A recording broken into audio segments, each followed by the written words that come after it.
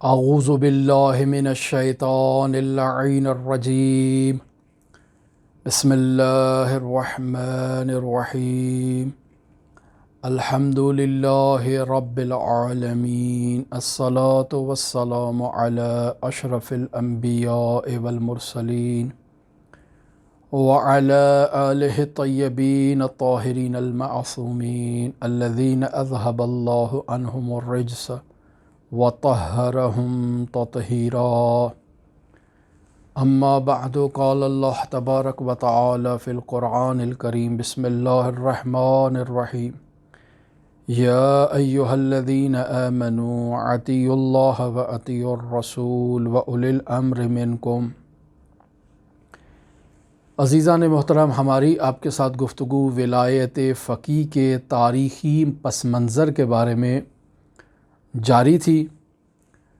ہم نے اپنی گزشتہ گفتگو میں آپ کے سامنے یہ بیان کیا کہ حضرت امام زمان عجل اللہ تعالی فرجہ الشریف 260 ہجری قمری میں ان کی غیبت صغریٰ کا آغاز ہوا اور 329 ہجری قمری تک آپ کی یہ غیبت صغریٰ کا دور مجموعاً 69 سال کی مدت تک جاری تھا۔ اس مدت میں آپ نے اپنے 4 نائب مقرر کیے جو یکی بعد دیگری اپنی نیابت کے فرائض انجام دیتے رہے اور امام کی امت کے درمیان باقاعدہ رابطے کا کردار ادا کرتے تھے۔ ہم نے آپ کی خدمت میں پھر دوسرا یہ مطلب نقل کیا کہ 329 ہجری قمری کو جب غیبت صغریٰ کا اختتام ہوا اور باقاعدہ ہم غیبت کبریٰ کے اندر داخل ہوئے تو ٹھیک 4 سال بعد 333 ہجری قمری کو شیخ مفید رحمۃ اللہ علیہ کے دور کا آغاز ہوتا ہے جو 413 ہجری قمری تک جاری رہتا ہے۔ شیخ مفید اپنی معروف کتاب المقنعہ میں اپنے فقہی نظریات میں ولایت فقیہ کی بحث کو بھی ذکر کرتے ہیں، امر بالمعروف اور نہی عن المنکر کے ابواب میں، اور اسی طرح اجرائے حدود سے متعلق بھی وہ گفتگو جب فرماتے ہیں تو وہاں اس ولایت فقیہ کی بحث کو ذکر کرتے ہیں۔ دوسرے نمبر پر ہم نے آپ کی خدمت میں عرض کیا کہ ابی صلاح حلبی یعنی تقی بن نجم الدین بن عبید اللہ حلبی اپنی کتاب الکافی فی الفقہ میں باقاعدہ ولایت فقیہ کی بحث کو ذکر کرتے ہیں بحث قضاء کے اندر۔ پھر ہم نے آپ کی خدمت میں عرض کیا کہ تیسرے نمبر پر شیخ الطائفہ شیخ طوسی رحمۃ اللہ علیہ 385 ہجری قمری سے 460 ہجری قمری تک باقاعدہ آپ کا دور ہے۔ آپ بھی اپنی کتاب النہایہ میں امر بالمعروف اور نہی عن المنکر کے باب میں، عدالت کے باب میں ولایت فقیہ کا ذکر کرتے ہیں۔ آج ہم آپ کی خدمت میں ذکر کر رہے ہیں ابن براج کا۔ یہ مرحوم 400 ہجری قمری سے 481 ہجری قمری تک ان کی حیات کا دور تھا اور ان کا نام گرامی تھا عبدالعزیز بن براج طرابلسی۔ یہ باقاعدہ معروف شیعہ فقیہ ہیں جن کی معروف کتاب ہے المہذب۔ اس کتاب میں باقاعدہ جب یہ مقاصد کی گفتگو کرتے ہیں یا امر بالمعروف اور نہی عن المنکر کی گفتگو کرتے ہیں تو یہاں یہ ولی امر کے اس میں باب میں یہ ذکر کرتے ہیں باقاعدہ کہ حضرات ائمہ معصومین کی نیابت میں ولی امر جو ہے یعنی یہی فقیہ جامع الشرائط جو نیابت عامہ کی صلاحیت رکھتا ہو، وہ مجاز ہے امر بالمعروف کے کرنے کا، نہی عن المنکر کے انجام دینے کا، اور وہ امور جو امام کی طرف سے نیابت عامہ کے طور پر فقہا کے سپرد کیے گئے ہیں ان امور کو انجام دے سکتا ہے۔ آگے ہم آپ کی خدمت میں چلتے ہیں ابن ادریس کی طرف، جن کا دور 543 ہجری قمری سے شروع ہوتا ہے اور 598 ہجری قمری تک ان کا یہ دور تھا۔ معروف شیعہ فقیہ ہیں، ان کا نام ہے ابی جعفر محمد بن منصور ابن ادریس حلی۔ ان کی معروف کتاب ہے جو فقہ میں السرائر کے عنوان سے معروف ہے۔ اس کتاب میں بھی باب حدود کے اندر یہ باقاعدہ قاضی کی شرائط جہاں بیان کرتے ہیں تو اسی مقبولہ عمر ابن حنظلہ سے استفادہ کرتے ہوئے شیعوں کے لیے حضرات ائمہ معصومین علیہم الصلاۃ والسلام کی جانب سے منسوب افراد کی طرف، یعنی جن کو نیابت عامہ کے لیے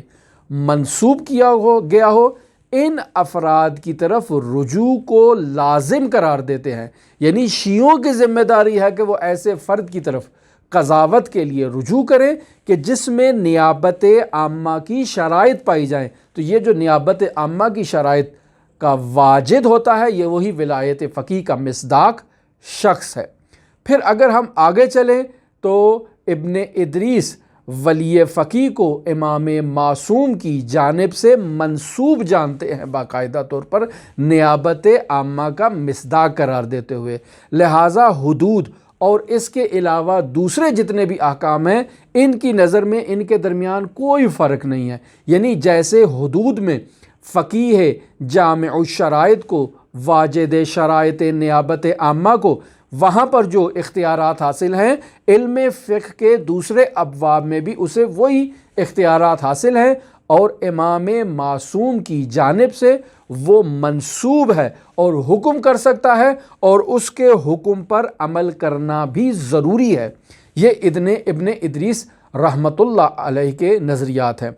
اب اگر ہم آگے والے مرحلے میں داخل ہوں تو اس کے بعد دور آتا ہے محقق حلی رحمۃ اللہ علیہ کا۔ ان کا دور ہے 602 ہجری قمری سے 676 ہجری قمری تک۔ ان کا نام ہے جعفر بن سعید حلی۔ ان کی معروف کتاب ہے جو آج کل بھی حوزہائے علمیہ میں بعض لوگ پڑھتے ہیں یا باقاعدہ اسے متن درسی کے طور پر انتخاب کرتے ہیں۔ اس کتاب کا نام ہے شرائع الاسلام۔ اس کتاب کی باقاعدہ باب قضاء کے اندر یہ جامع الشرائط فقہا کے حکم کو نافذ قرار دیتے ہیں اور باقاعدہ اس کی دلیل کے طور پر حضرت صادق آل محمد علیہ آلاف التحیت وثنا کے فرمان ذیشان کی طرف اشارہ کرتے ہیں کہ جس میں امام معصوم علماء کی طرف رجوع کرنے کا حکم فرما رہے ہیں اور باقاعدہ یہ فرما رہے ہیں فَجَعَلُوهُ قَاضِيًا فَإِنِّي جَعَلْتُهُ قَاضِيًا، یعنی تم انہیں قاضی مقرر کرو کیونکہ ہم نے انہیں اس قضاوت کے منصب پر فائز کر رکھا ہے نیابت عامہ کے تحت۔ پس اس طرح سے باقاعدہ محقق حلی رحمۃ اللہ علیہ امر بالمعروف کے باب میں اور اجرائے حدود کے باب میں اس مطلب کو لکھتے ہیں کہ بعض علماء حضرت امام عصر عجل اللہ تعالی فرجہ الشریف کی غیبت کے زمانے میں مجتہدین کے لیے حدود کے اجراء کی باقاعدہ شرائط بیان کرتے ہوئے اسے جائز جانتے ہیں، جیسا کہ لوگوں کے متعلق فیصلہ کرنا۔ اور پھر یہاں پر آپ لکھتے ہیں کہ اگر حکمران وقت کی جانب سے کسی قسم کا خوف اور خطرہ نہ ہو تو لوگوں کے اوپر بھی واجب ہے کہ وہ ایسی نیابت عامہ کی شرائط کے حامل فقہا کی مدد کریں تاکہ باقاعدہ وہ اپنے ان اختیارات کا استعمال کرتے ہوئے امر بالمعروف کریں، اجرائے حدود کریں، قضاوت کریں اور باقاعدہ طور پر اس منصب کو سنبھالیں جو امام وقت نے ان کے سپرد کیا ہے۔ پھر یہاں پر باقاعدہ محقق حلی ان کے لیے شرائط بھی بیان کرتے ہیں کہ ایسے مجتہدین کو یہ ذمہ داری سونپی گئی ہے جو قرآن و سنت اور شرعی احکام کا باقاعدہ علم رکھتے ہوں گے۔ جاہل شخص کو ایسی سیٹ پر بیٹھنے کا کوئی حق حاصل نہیں ہے۔ محقق حلی کے بعد باری آتی ہے علامہ حلی رحمۃ اللہ علیہ کی، جن کا دور ہے 448 ہجری قمری سے 726 ہجری قمری تک۔ محقق علامہ حلی رحمۃ اللہ علیہ جن کا نام ہے حسن بن یوسف بن مطہر اسدی، یہ اپنی کتاب معروف مختلف الشیعہ کے اندر باقاعدہ امر بالمعروف اور نہی عن المنکر کے باب میں اس مطلب کی طرف اشارہ کرتے ہیں کہ حدود کا عدم اجرا معاشرے میں حرام کاموں کے ارتکاب کا باعث بنے گا، معاشرے میں مفاسد اخلاقی کی نشر و اشاعت کا باعث بنے گا۔ لہٰذا کسی بھی زمانے میں اجرائے حدود کو نظر انداز نہیں کیا جا سکتا۔ کیوں؟ چونکہ شارع مقدس ہرگز اس بات پہ راضی نہیں ہے کہ آپ اجرائے حدود کو چھوڑ کر معاشرے کے اندر فساد کی ترویج کا باعث بنے۔ لہٰذا ہر زمانے میں اجرائے حدود لازمی ہے۔ علامہ حلی رحمۃ اللہ علیہ مختلف شیعہ کے اندر باقاعدہ طور پر اپنے اس مدعا کے اس بات کے لیے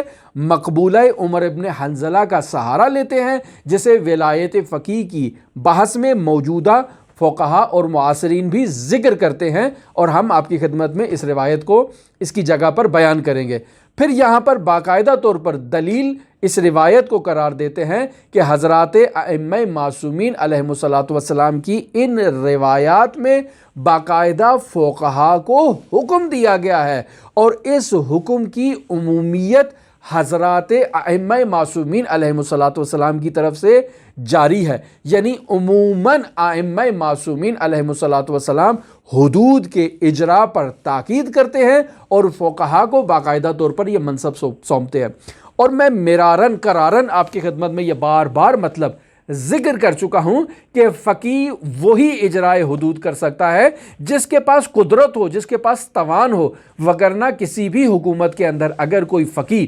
باقاعدہ طور پر اجرائے حدود کا کام شروع کر دے تو حکومت وقت قطعی طور پر فقیہ کے اس فعل پر راضی نہیں ہوگی اور اس فقیہ کو باقاعدہ تنبیہ کرے گی۔ کیوں؟ چونکہ ریاست کے اندر ریاست کا معاملہ آ جاتا ہے، لہٰذا فقیہ کو باقاعدہ حصول قدرت کے لیے جدوجہد کرنی چاہیے، باقاعدہ اسلامی نظام کے نفاذ کے لیے کوشش کرنی چاہیے، جیسے امام خمینی رحمۃ اللہ علیہ نے جدوجہد کی اور اسلامی نظام کے نفاذ کے لیے باقاعدہ یہ انقلاب اسلامی کو قائم کیا۔ 8ویں نمبر پر ہم آپ کی خدمت میں ذکر کرتے ہیں شہید اول رحمۃ اللہ علیہ کا۔ ان کا دور ہے 736 ہجری قمری سے 786 ہجری قمری تک۔ ان کا اسم مبارک ہے شمس الدین محمد بن مکی المعروف شہید اول رحمۃ اللہ علیہ۔ ان کی ایک کتاب ہے جو حوزہ علمیہ میں معروف ہے، جس کا عنوان ہے الدروس الشرعیہ۔ یہ دروس الشرعیہ میں باقاعدہ طور پر باب قضاء کے اندر اور کتاب حسبہ کے اندر باقاعدہ اسی مطلب کو بیان کرتے ہیں کہ فقیہ جامع الشرائط، یہ باقاعدہ اس کا حکم نافذ ہوگا یا نافذ نہیں ہوگا۔ لکھتے ہیں کہ ایسے فقیہ کی طرف رجوع کرنا، اس کی مدد کرنا، اس کے بازو مضبوط کرنا تاکہ وہ حکومت قائم کر سکے، اور حکومت قائم کرنے کے بعد وہ باقاعدہ قضاوت کا منصب لا سکے اور امور حسبہ کو اجرا کر سکے، یہ ہم سب لوگوں کی ذمہ داری ہے۔ اس کے علاوہ یہی شہید اول رحمۃ اللہ علیہ اپنی کتاب لمعہ کے اندر بحث وصایا کے اندر، جہاں کتاب وصایا ہے، اس میں فرائض کو جب ذکر کرتے ہیں، حاکم کی ذمہ داریوں کو بیان کرتے ہیں، تو وہاں لکھتے ہیں کہ اگر میت کا وصی عاجز ہو، کمزور ہو یا خائن ہو تو اس صورت میں فقیہ کو اور حاکم شرع کو جو جامع الشرائط ہے اس کے لیے یہ ضروری ہے کہ وہ اس وصی میت کی مدد کرے یا اس کی جگہ کسی دوسرے کو وصی تعین کرے تاکہ وہ میت کے وصایا پر عمل کر سکے۔ اور پھر آگے چلیں تو یہی باقاعدہ اس مطلب کی طرف کتاب النکاح کے اندر ذکر کرتے ہیں کہ وہ افراد جو مفقود العقل ہیں، یعنی جن کی عقل کم ہے، تو ایسے افراد کے اوپر ان کے باپ کو اور ان کے دادا کو ولایت تو حاصل ہے، لیکن اگر باپ موجود نہیں ہے، دادا موجود نہیں ہے، تو ان افراد کے اوپر حاکم فقیہ کو ولایت حاصل ہے، جس کی ہم بحث کر رہے ہیں ولایت فقیہ کے باب میں، نیابت عامہ کے باب میں۔ اگلے مورد میں ہم اگر چلیں آپ کی خدمت میں تو آگے ہم ذکر کرتے ہیں محقق قرقی رحمۃ اللہ علیہ کا، جن کا دور باقاعدہ 868 ہجری سے لے کر 940 ہجری تک قائم رہا۔ آپ باقاعدہ شاہ طہماسب کے دور حکومت میں عملی طور پر صاحب ولایت تھے، یعنی آپ کو سرکاری عہدہ ملا ہوا تھا اور اس عہدے کا نام تھا نائب الامام، یعنی آپ باقاعدہ نیابت عامہ حضرت بقیت اللہ الاعظم روحی و ارواحنا لتراب مقدمہ الفدا کی طرف سے نائب مقرر جو ہے نا وہ جانے جاتے تھے، یعنی نیابت عامہ کے لیے متولی قرار دیے گئے تھے حکومت کی طرف سے۔ اور آپ اپنے نظریات کو، یعنی محقق قرقی رحمۃ اللہ علیہ اپنے نظریات کو اپنی کتاب رسائل کے اندر بھی ذکر کرتے ہیں ولایت فقیہ سے متعلق، اور کتاب جامع المقاصد میں بھی باقاعدہ ولایت فقیہ سے متعلق وہ اپنے نظریات کو بیان کرتے ہیں، اور اس مطلب کو لکھتے ہیں وہاں پر جا کر کہ عصر غیبت میں امام کی جانب سے ولی فقیہ اور مجتہد جامع الشرائط کی نیابت پر تمام شیعہ علماء کا اتفاق ہے، بلکہ آپ یہ گویا کہ اجماع کا دعویٰ کر رہے ہیں کہ اصلاً ولایت فقیہ پر کسی کو اختلاف ہی نہیں ہے، بالکل واضح مطلب ہے۔ کیوں؟ چونکہ یہ امور حسبہ میں سے ہے، اور امور حسبہ کی تعطیل پر کبھی بھی خداوند متعال راضی نہیں، اہل بیت راضی نہیں، اور یہ ہر وقت ہر زمانے میں اجرا ہونی چاہیے، وگرنہ شریعت کی تعطیلی کا حکم دے دیا جائے گا۔ پس محقق قرقی رحمۃ اللہ علیہ اپنی کتاب جامع المقاصد کے باب وصایا میں ایسی میت کہ جس نے اپنی باقاعدہ طور پر وصیت نہ کی ہو تو اس میت کے اموال پر کسے ولایت حاصل ہے، تو لکھتے ہیں کہ اس کے اوپر حاکم شرع ولی فقیہ جامع الشرائط کو ولایت حاصل ہے۔ پھر یہ باقاعدہ آپ دیکھ لیں کہ ولایت فقیہ کی بحث ہماری تاریخ تشیع میں باقاعدہ علماء نے، فقہا نے ذکر کی ہے۔ اب اگر ہم اگلے مرحلے میں وارد ہو جائیں کہ جو اس تمام دور کے بعد آگے والا دور اگر ہم لے آئیں تو شیخ جعفر کاشف الغطاء رحمۃ اللہ علیہ کا دور ہے، 1154 ہجری قمری سے یہ آغاز ہوتا ہے اور 1228 ہجری قمری تک باقاعدہ طور پر شیخ جعفر کاشف الغطاء کا دور ہے، اور ان کی معروف کتاب ہے کشف الغطاء۔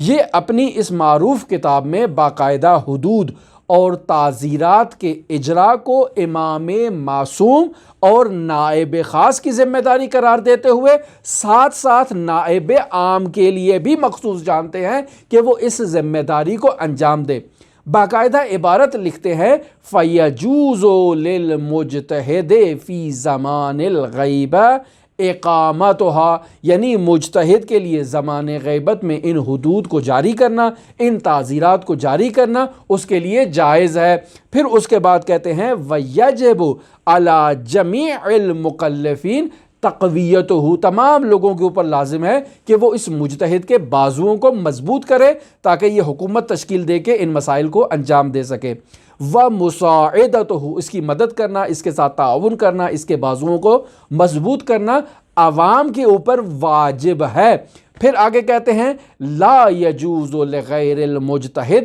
تولی القضاء الا التقیہ، یعنی غیر مجتہد کے لیے قضاوت کے امور کو متولی ہونا اور انہیں سنبھالنا اصلاً جائز نہیں ہے، مگر یہ کہ وہ حالت تقیہ میں ہو، اور تقیہ کی صورت میں اسے حکومت مجبور کرے اور وہ اس کام کو سنبھالنے کے اوپر ناچارن اس ذمہ داری کو انجام دے۔ پھر دوسری جگہ پر آپ باقاعدہ طور پر شیخ جعفر کاشف الغطاء اس مطلب کو لکھتے ہیں کہ اگر فقیہ جو امام کی جانب سے نیابت عامہ کی صلاحیت رکھتا ہے اور مجاز ہے ان امور کو انجام دے، اگر ایسا فقیہ اسلامی معاشرے کے حاکم کی طرف سے معین کرے اسے تو وہ ظالم حکمرانوں سے منسوب نہیں ہوگا، یعنی انہو لو نسب الفقیہ المنسوب من العام باذن العام السلطان او حاکما لأہل الاسلام لم یکن من حکام الجور، یعنی اگر حکمران اس کو منسوب کرتا ہے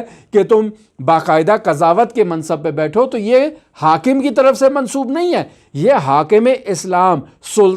اسلام، سلطان عادل کی طرف سے منسوب ہے، اور حاکم کا کہنا گویا کہ ایک تشریفاتی امر ہے، نہ بھی کہے تو اس کو یہ ولایت حاصل ہے اور یہ ان امور کو انجام دے سکتا ہے۔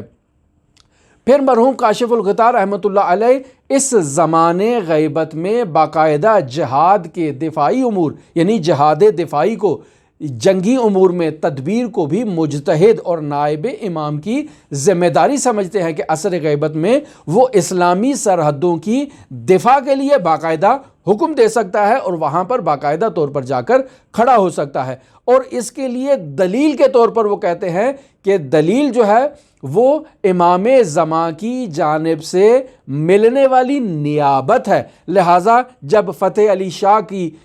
دور تھا تو باقاعدہ انہوں نے اجازت دی جنگ کے لیے، اور وہ جنگی امور کی تدبیر اور فوج کے لیے باقاعدہ کفار سے مجاہدت کرنے کے لیے باقاعدہ وسائل فراہم کرے، باقاعدہ عوام سے رقم وصول کرے تاکہ عوام سے پیسہ وصول کر کے اسلامی ریاست کا دفاع کیا جا سکے اور اسلامی سرحدوں کو مضبوط کیا جا سکے۔ اگلے مورد میں اگر ہم آئیں تو ملا احمد نراقی بہت معروف فقیہ ہیں جن کا دور شروع ہوتا ہے 1185 ہجری قمری سے اور ان کے دور کا اختتام ہوتا ہے 1245 ہجری قمری تک۔ یہ وہ فقیہ ہیں کہ جن کے نظریات ولایت فقیہ کے باب میں امام خمینی رحمۃ اللہ علیہ کے نظریات سے بہت ملتے جلتے ہیں۔ لہٰذا ہم اگر کہیں کہ موجودہ ولایت فقیہ کا نظام جو امام خمینی رحمۃ اللہ علیہ نے پیش کیا ہے، ان سے پہلے باقاعدہ اس نظریے کو احمد نراقی رحمۃ اللہ علیہ نے پیش کیا تھا۔ احمد نراقی کی معروف فقہی کتاب ہے عوائد الایام۔ اس کتاب کے اندر باقاعدہ آپ ولایت مطلقہ فقیہ کے نظریے کو پیش کرتے ہیں جسے امام خمینی رحمۃ اللہ علیہ نے پیش کیا، اور بیان کرتے ہیں کہ پیغمبر اکرم صلی اللہ علیہ وآلہ وسلم اور ائمہ معصومین علیہم الصلاۃ والسلام کے اختیارات فقیہ کو حاصل ہیں، یعنی وہ اختیارات حکومتی جو پیغمبر اکرم صلی اللہ علیہ وآلہ وسلم کو حاصل ہیں، جو ائمہ معصومین علیہم الصلاۃ والسلام کو حاصل ہیں، وہی اختیارات حکومتی ان دنیاوی معاملات میں، ان حکومتی معاملات میں، لوگوں کے اوپر سرپرستی کرنے کے معاملات میں، اجرائے حدود کے معاملات میں، قضاوت کے معاملات میں، یہ جو حکومتی مسائل ہیں ان میں فقیہ جامع الشرائط کو وہ اختیارات حاصل ہیں، اور باقاعدہ طور پر آپ ان کی کتاب کی طرف رجوع کر سکتے ہیں۔ ان کی عبارت میں آپ کی خدمت میں پڑھوں کہ احدہما کل ما کان للنبی والامام الذین ہم سلاطین الانام وحصون الاسلام فیہ الولایہ وکان لہم فللفقیہ ایضاً کذالک۔ فقیہ کے لیے بھی اسی طرح سے ان تمام امور میں ولایت حاصل ہے، الا ما اخرجہ الدلیل، مگر وہ مورد جو دلیل سے خارج ہو وہ فقیہ کی ولایت کے اندر داخل نہیں ہوتا ہے۔ پس در حقیقت اگر آپ اس ولایت فقیہ کو بحث کو مد نظر رکھیں تو متعدد فقہا، علماء، بزرگان دین نے ولایت فقیہ کے مطلب کو طول تاریخ تشیع میں ذکر کیا ہے۔ اب آگے والے دور کی طرف جائیں تو شیخ محمد حسن نجفی جن کی معروف کتاب ہے جواہر الکلام، اور آج کے دور میں کوئی شخص مجتہد بنتا نہیں مگر یہ کہ وہ جواہر الکلام کو پڑھا ہو، جواہر الکلام پر باقاعدہ اس نے درس لیے ہوں۔ یہ محمد حسن نجفی کا انتقال بھی 1266 ہجری قمری میں ہوا، تو پس یہ بھی ولایت فقیہ کے تقریباً 100 سال پہلے کے ہمارے فقہا ہیں کہ جو اس نظریے کے قائل ہیں۔ یہ اپنی کتاب جواہر میں باقاعدہ طور پر امر بالمعروف اور نہی عن المنکر کی بعض کے اندر متعدد علماء جن میں فاضل مقداد ہیں، شہید اول ہیں، شہید ثانی ہیں، محقق کرکی ہیں وغیرہ وغیرہ، ان کے اقوال کو نقل کرتے ہوئے لکھتے ہیں کہ احکام شرع مقدس سے واقف فقہا کے لیے زمان غیبت میں حدود کا اجرا جائز ہے، بالکل اسی طرح سے جیسے وہ امنیت کے ماحول میں بالکل آسائش کے ساتھ ان امور کو انجام دے سکتے ہیں، اور پھر لوگوں پر واجب ہے کہ وہ ان کی مدد کریں، ان کے بازوؤں کو مضبوط کریں، عین اسی طرح سے جیسے لوگوں پر واجب تھا امام معصوم کی نصرت کرنا، ان کے بازوؤں کو مضبوط کرنا تاکہ وہ حکومت قائم کریں اور اسلامی احکام کو نافذ کر سکیں۔ پھر آپ اپنے اس نظریے کو مشہور علماء کی طرف نسبت بھی دیتے ہیں کہ ان کا بھی یہی نظریہ ہے، اور بعض علماء اور کتابوں پر اظہار تعجب بھی کرتے ہیں کہ جنہوں نے ولایت فقیہ کی مخالفت پہ نظریہ پیش کیا ہے، اور دلیل کے طور پر آپ باقاعدہ طور پر جو ہے وہ صاحب جواہر مقبولہ عمر ابن حنظلہ کا ذکر کرتے ہیں، مقبولہ ابی ختیجہ کا ذکر کرتے ہیں، احمد بن اسحاق کے نام امام زمان عجل اللہ تعالیٰ فرجہ الشریف کی توقیع مبارکہ کا ذکر کرتے ہیں۔ پھر اس کے علاوہ باقاعدہ امام جعفر صادق علیہ آلاف و تحیت و ثنا کے فرمان کو ذکر کرتے ہیں، جس میں امام جعفر صادق فرما رہے ہیں کہ انی قد جعلتہ علیکم حاکما، کہ میں نے ان عادل فقہا کو، ان جامع الشرائط فقہا کو تمہارے اوپر حاکم مقرر کیا ہے۔ فَإِنَّهُمْ حُجَّتِي عَلَيْكُمْ، یہ آپ کے اوپر حجت ہے، وَأَنَا حُجَّتُ اللَّهِ، اور میں اللہ کی طرف سے حجت ہوں، یعنی میں اللہ کی طرف سے ان پر حجت ہوں اور یہ میری طرف سے آپ کے اوپر حجت ہے تاکہ ان امور کو انجام دیں۔ پس واضح طور پر ولایت فقیہ کے باب میں امام معصوم کی جانب سے جامع الشرائط کے فقہا کے لیے ولایت باقاعدہ طور پر حجیت رکھتی ہے، اور اس کی طرف تاکید کی گئی ہے کہ اجراء حدود ان کے ذریعے ہونا چاہیے، امر بالمعروف کے متولی ان افراد کو ہونا چاہیے۔ اور اگر کوئی اس مورد میں وسوسہ کرے تو اس پہ آپ تعجب بھی کرتے ہیں۔ پھر ولایت فقیہ کے باب میں باقاعدہ شیخ حسن نجفی رحمۃ اللہ علیہ اس حکم کی عمومیت کے بھی قائل ہیں، اور آیہ شریفہ یا داؤد ان جعلناک خلیفۃ فی الارض فاحکم بین الناس بالحق، اس سے استدلال کرتے ہوئے باقاعدہ طور پر آپ عرف میں خلیفہ قرار دینے کی عمومیت کے قائل ہیں کہ اس کا ہونا ضروری ہے، اور باقاعدہ طور پر اسی آیت کو آپ استفادہ کرتے ہیں۔ آگے والے مورد میں اگر ہم قدم رکھیں تو شیخنا الاعظم انصاری رحمۃ اللہ علیہ، جن کا دور باقاعدہ طور پر 1214 ہجری سے شروع ہوتا ہے اور 1281 ہجری قمری تک ان کا دورہ ہے۔ آپ کی بھی ایک معروف کتاب ہے جو فقہ میں ہے، المقاصد، کہ جس کے اوپر امام خمینی رحمۃ اللہ علیہ نے بھی حاشیہ لگایا ہے، اور مقاصد کی بحث میں بھی جہاں شیخ انصاری رحمۃ اللہ علیہ بحث کرتے ہیں وہاں پر امام خمینی بھی ولایت فقیہ پر تفصیلی بحث کرتے ہیں، اور اس میں شیخ انصاری کہتے ہیں کہ اس چیز کے بارے میں فتویٰ دینا جس کو لوگوں کو عملی طور پر جس کی ضرورت ہو، یہ کام فقیہ کا ہے، فقیہ باید فتویٰ دے، اس کی ذمہ داری ہے، اور لوگوں کے باہمی اختلاف، لڑائی جھگڑوں میں فیصلہ کرنا فقیہ کی ذمہ داری ہے، فتاون بھی اس کی ذمہ داری ہے، نصوصاً بھی یہ روایات سے ثابت ہوتا ہے کہ یہ کام فقیہ کا ہے۔ لوگوں کے اموال میں اور لوگوں کے نفوس میں تصرف کرنے کی بھی ولایت حاصل ہے۔ پھر شیخنا الاعظم انصاری رحمۃ اللہ علیہ باقاعدہ کتاب خمس میں اس مطلب کو بیان کرتے ہیں کہ مالک ابتدا ہی سے مجتہد کو خمس دے سکتا ہے، یعنی اگر میں نے خمس دینا ہے تو میں ادھر ادھر واسطے نہیں، ڈائریکٹ جو ہے نا وہ مجتہد کو جا کر وہ خمس پہنچاؤں، اور مجتہد کے لیے بھی ضروری ہے کہ وہ اس خمس کو ایکسیپٹ کرے، یہ نہ کہے کہ عصر غیبت ہے اور امام زمانہ کے لیے یہ خمس ہے، میں اسے وصول نہیں کرتا، نہیں، بلکہ وہ خود اس کو وصول کرے، اس کے لیے ضروری ہے کہ وہ دے، اور اس کے لیے ضروری ہے کہ یہ اسے ایکسیپٹ کرے اور وصول کرے، جیسا کہ ہر غائب شخص کے لیے جو ہے وہ نائب عام مقرر کیا گیا ہے امام کی جانب سے، اور وہ باقاعدہ طور پر عوام پر اور رعیت پر حجت ہے، اسی طرح سے مجتہد کو خمس دینا بھی جو ہے نا وہ اس کے وجوب کی طرف اشارہ کر رہے ہیں شیخنا الانصاری رحمۃ اللہ علیہ۔ باقاعدہ اس کے دلائل بھی وہاں پر ذکر کرتے ہیں، اگر آپ رجوع کریں تو شیخ انصاری رحمۃ اللہ علیہ کی کتاب مقاصد کی طرف رجوع کر سکتے ہیں۔ اگر ہم آگے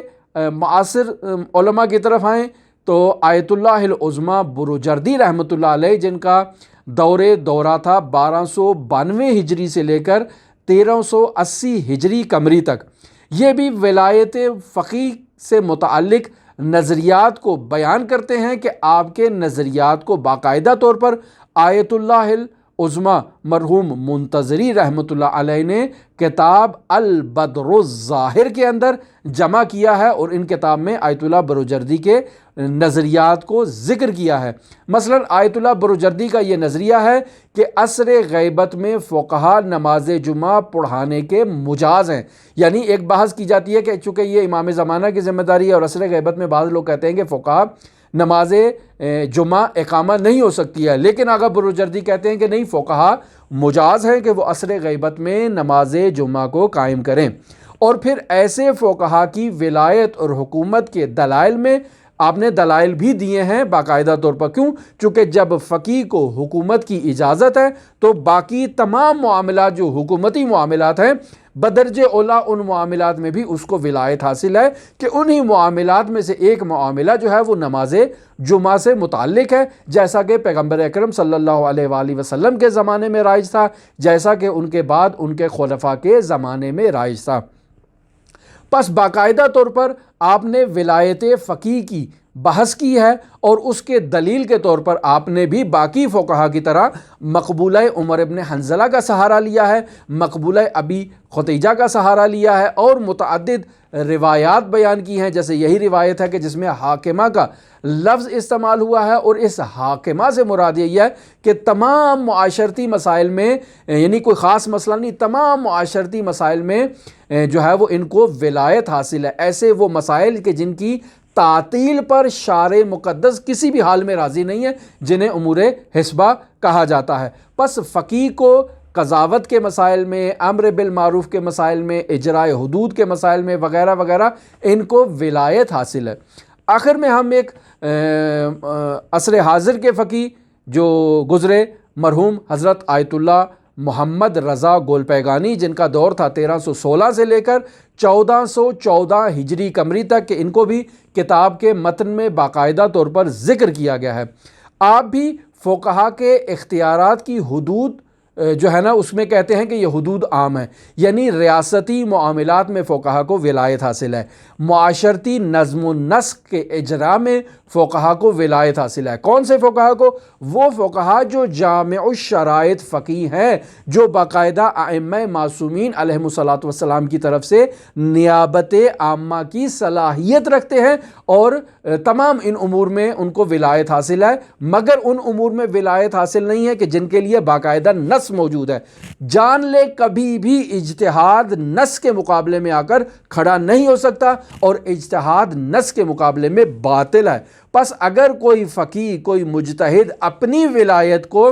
باقاعدہ نص سے معصوم کے مد مقابل لا کر قائم کرے تو اس کا اجتہاد بھی باطل ہے، اس کی ولایت بھی باطل ہے. تو قطعی طور پر ولایت معصوم کے مقابلے میں قائم نہیں ہو سکتی. پس مختلف کرنوں کے بعض شیعہ فقہا کے کلمات اور سینکڑوں عبارات اگر آپ دیکھی جائیں تو اس میں ولایت فقیہ کی بحث کو فقہا نے ذکر کیا ہے، اپنے افکار کو ذکر کیا ہے الی امام خمینی رحمۃ اللہ علیہ. ہم یہ ہرگز نہیں کہہ سکتے کہ امام خمینی رحمۃ اللہ علیہ نے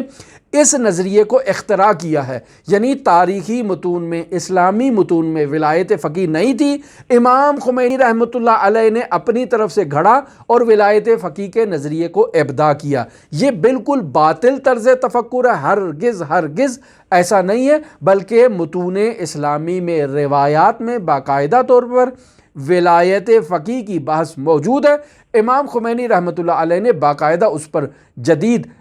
اسلوب کے ساتھ تحقیقات کی ہیں، اور تمام متون اسلامی یعنی روایات اور آیات کا جائزہ لے کر تمام چیزوں کو خارج کرنے کے بعد باقاعدہ ایک حکومتی سیٹ اپ اور ایک حکومتی نظام پیش کیا ہے کہ عصر غیبت کبریٰ میں ولی فقیہ ہے، یعنی جامع الشرائط فقیہ کو باقاعدہ طور پر